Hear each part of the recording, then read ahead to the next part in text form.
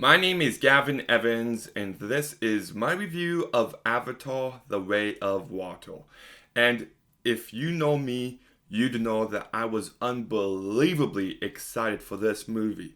I've never gotten onto the Avatar hate train. I loved the first movie when I first saw it, and I still love it to this day. I think it's beautiful, incredible, and just such a great movie. And this movie, like the trailers for it, looked beautiful. So I was just this is the most excited I've been for a movie since Avengers Endgame in 2019. And after watching it, it's a really good movie.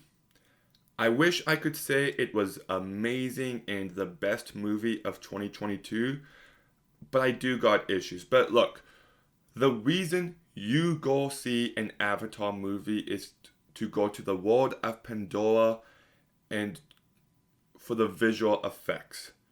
Not every movie has to be reliant on story and characters.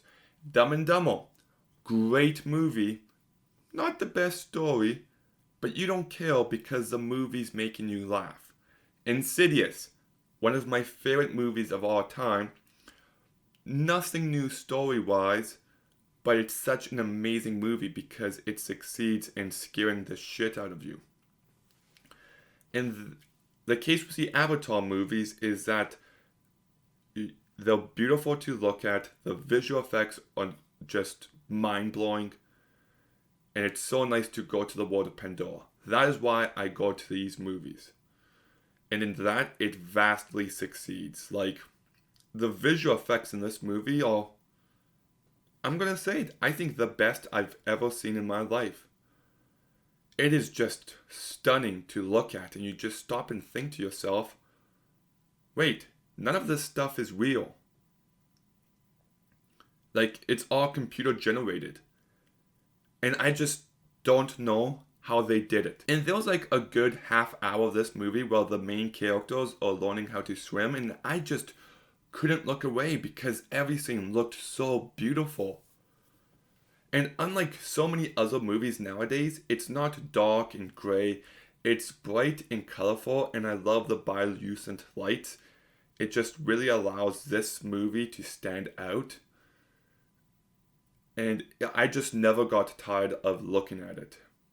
Even though I got some issues with the script, I never checked the time once just because I was so engrossed by this world. And it's beautifully shot by Russell Carpenter. The cinematography is fantastic. And it just captures a sense of awe and wonder that we get not very often these days. The world of Pandora is brought to life unlike anything else, and even the way this water village looks like, it's a bunch of these huts connected by nets, and I just loved the appearance of it. Kind of reminded me of this game I used to play as a kid called Bionicle, The Legend of Mucha Nui. Brought me back to being a kid, but no, just everything visually is immaculate. And James Cameron is just a master at his craft. He's made some of the greatest movies ever made: Titanic, Avatar, Terminator, Terminator 2, Aliens, The Abyss. Like, that is a terrific track record. And I think directing wise, he delivers again here. There is some amazing action. There's this one scene early on that I found to be very tense. And the last 45 minutes of this movie are just delivering on non-stop action, and you think they can't outdo themselves, but he keeps finding a way. And the way this action set piece kept evolving, it reminded me of Inception and Titanic in some ways, and it was just incredible. Like, we don't get action set pieces like this anymore, and it just made me very happy.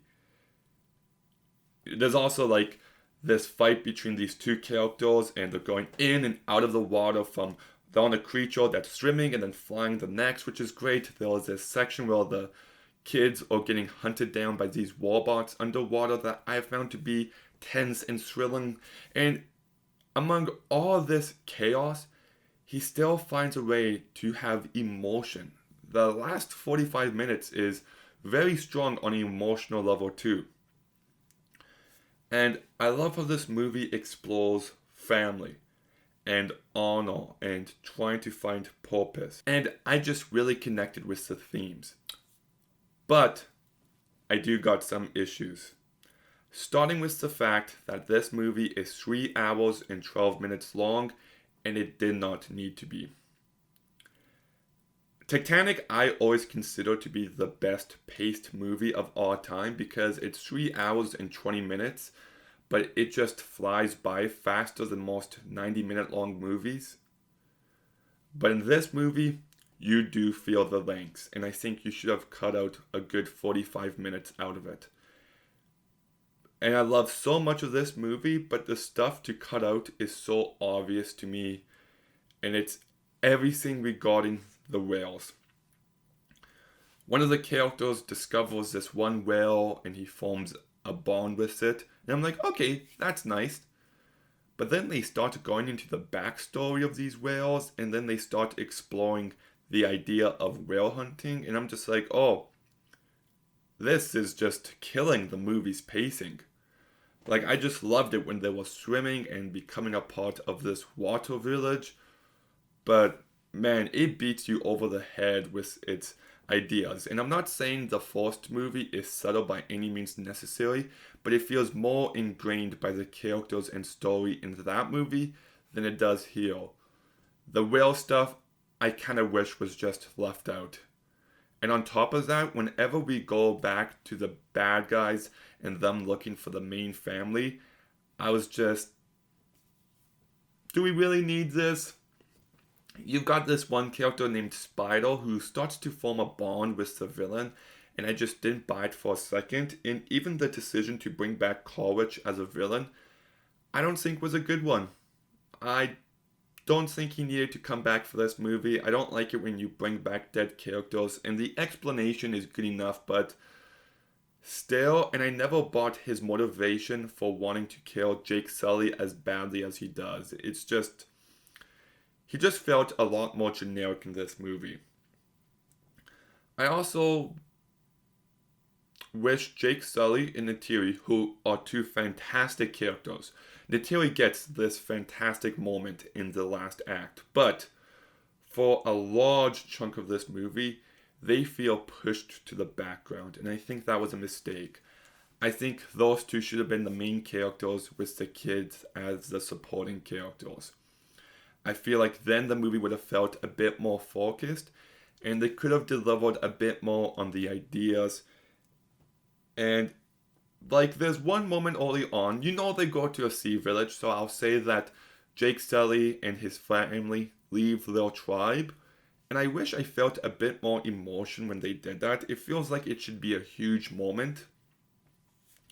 There are certain moments that feel redundant of the first movie, especially one moment where they replay the music from Destruction of Home Tree, but the moment doesn't have a fraction of the same impact as the first movie.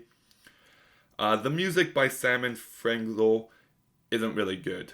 They reused lots of the music from the first movie, and I love that, but I wish there was some new music here. In the last act, as fantastic as it is, there are some repetitive beats of some characters getting captured over and over again, and they're aware of it. They even make a joke about it. But at a certain point, I'm just like, again? Really? But I still love this movie. The cast does do a good job. Sam Worthington is good here as Jake Sully. That's the main character's name. Zoe Saldana's really good in here as Neytiri. That's the other main character's name. Sigourney Weaver plays Kiwi, who I thought was a really good character. You've got Stephen Lang, who's fine. Kate Winslet and Cliff Curtis are good. Jamie Flatters, Britton Darton, Trinity Jolie Bliss, Jack Champion, and Billy Bass play the kids, and they all do a perfectly fine job.